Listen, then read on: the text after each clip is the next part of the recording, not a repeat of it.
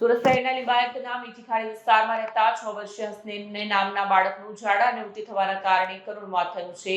માસૂમ બાળકના મોતથી પરિવારે દુઃખમાં સરી પડ્યું છે.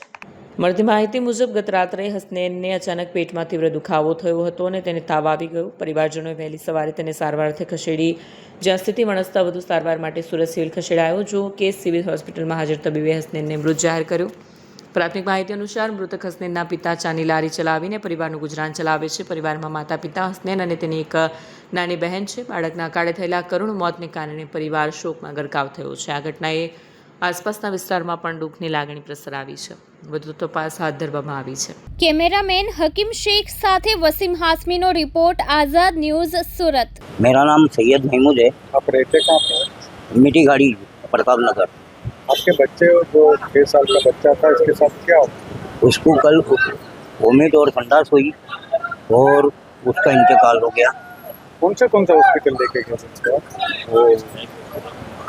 हाँ, मयक हॉस्पिटल और मन्नत हॉस्पिटल में ले गए। फिर क्या हुआ? वहाँ पे हमको बोले कि भाई मयक में लेके जाओ, मन्नत में लेके जाओ। मन्नत में से फिर बोले कि सिविल में ले जाओ।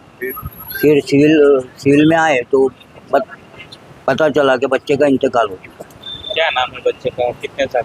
6 साल का बच्चा है और हसनैन नाम है इसके उसका। मम्मी पापा क्या काम करते हैं? वो होटल में काम करता है। कितने साल में परिवार में कौन कौन है? 2 मियाँ बीवी और 2 बच्चे उसके।